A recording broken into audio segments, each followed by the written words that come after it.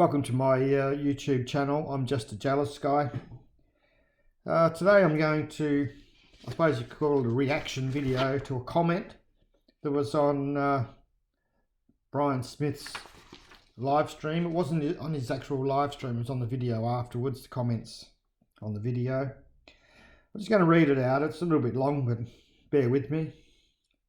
Casino New South Wales resident Jeff Mead's vile attempt to destroy the livelihood of at least 5 hard-working, struggling Filipino people already living in poverty over the loss of a mere $250 is a vindictive and self-centered act. Mead, who has a narcissistic personality, has attempted to destroy the very people he claims to care about in order to bring down Brian Smith, an American living in the Philippines.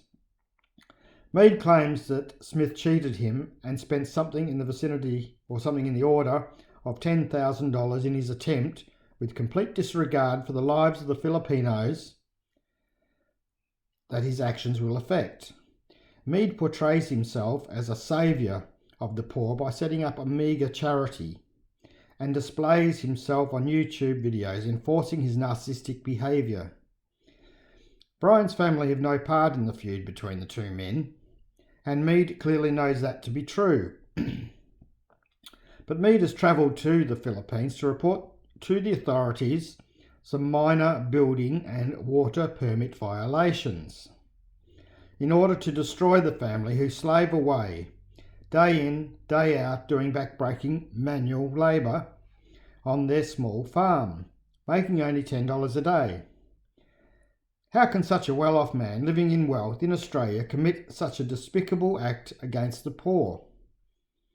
The very poor that he claims to care so deeply about. Hang your head in shame, Jeff Mead, hang your head in shame. And he signed it off for Marisol, Charlie, Tate and Gina. And he's put a note, rough copy, PS, Jeff, I have downloaded all your foul-mouthed drunken rants. And the gun and many more. This story will be going to news outlets across Australia.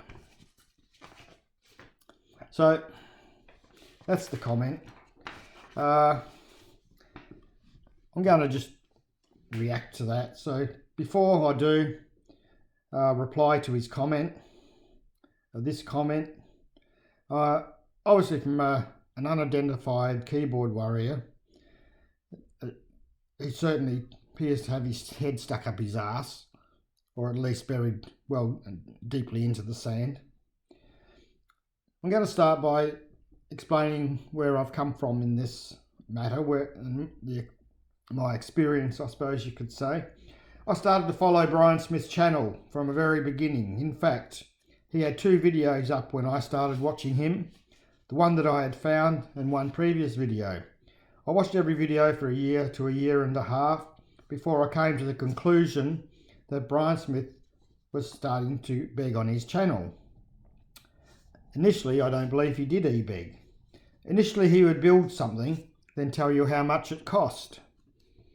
This included bulldozing of the plateau, building his house, building a shed on the plateau, building a structure for a well to have a solar-operated pump, and other projects until he ran out of money. And that is when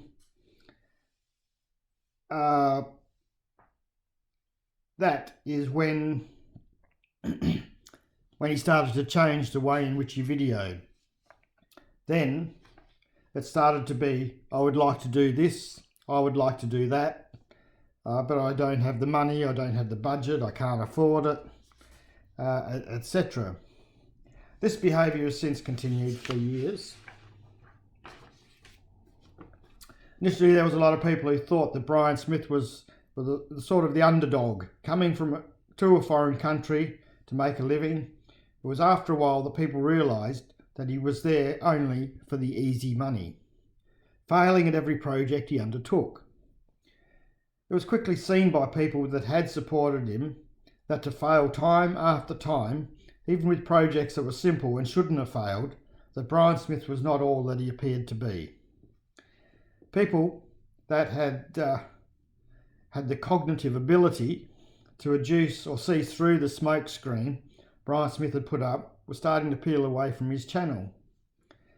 Personally, I recognised this was happening, and I made a comment on his channel, the very first comment I ever made on YouTube. I commented that I'd been following him from the beginning, that his video style had changed to appear to be e-begging, and I thought that it was a mistake and a bad look, and that comment got deleted. But at that time I wasn't blocked.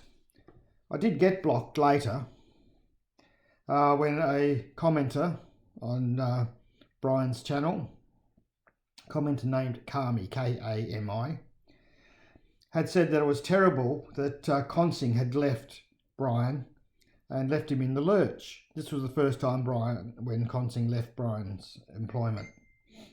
I replied that it wasn't the case, that the foreigners that had bought the pigs had told Consing that if any pigs had died, it was going to come out of her salary, which she couldn't afford. And also Brian Smith was behind 2 weeks in her salary. That is why she left, and that is why she went to Elnora's. This is when I could trace it back to have been blocked. I don't believe that comment in itself was a reason to be blocked, but obviously he didn't like people knowing that fact. Then along comes Jeff Mead. It was actually before I was blocked, but Jeff Mead comes along. Jeff wasn't the first person to have a YouTube channel to mention and speak about Brian Smith. He has most definitely been the most persistent and most determined. People didn't go to Jeff Mead's channel because of jealousy of Brian, as many of him and his supporters often say. They went to Jeff's channel because they identified with what Jeff Mead was saying and what he represented. Most people that initially supported Jeff Mead's channel had already decided Brian Smith was a rogue, a cheat and a beggar. Jeff just came and gave an outlet for them to vent their opinions and comment on. It astounds me how people can honestly believe that people that supported Brian Smith turned because they were jealous of him. If they were really jealous of him, they wouldn't have supported him in the beginning. Jeff Mead and others actually gave him money and other gifts to help support him. Many of these people turned away from Brian Smith. That is something that a jealous person certainly wouldn't have done, to have supported him in the first place. I don't think I need to say any more on that.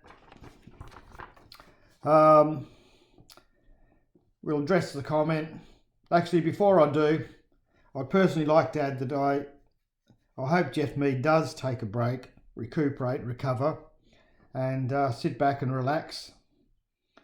He did a great job, has done a great job in trying to expose Brian Smith. It's always been an uphill battle, and always was going to be. And just the way that the Philippines are set up, I don't think he could have done any more than he has. Jeff can be a bit of a bull at a gate at times, a bit hard-headed, but I think the way he went about his trip to the Philippines was as good as it could be. Did Jeff Mead go to all the authorities in the Philippines that he said he did? I think he would have. I think he did. I'm sure he did. He wouldn't have gone and wasted all that money and time and everything else and not gone there and gone to the authorities. So I definitely believe that he did go to the authorities.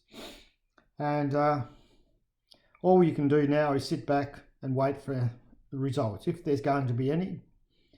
If there's no results, no hardcore results from it, then that's just the way it is. That's just the way the place, the Philippines, is. But hopefully there will be some good results come out of his visit to the Philippines.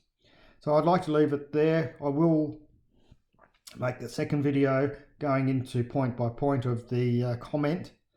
Gone for 10 minutes now on this one, so the other one will go for a little while still also. So just to split it up, thanks for listening. I'll do part 2, and hope you stick with me to get through the rest of it. Thank you.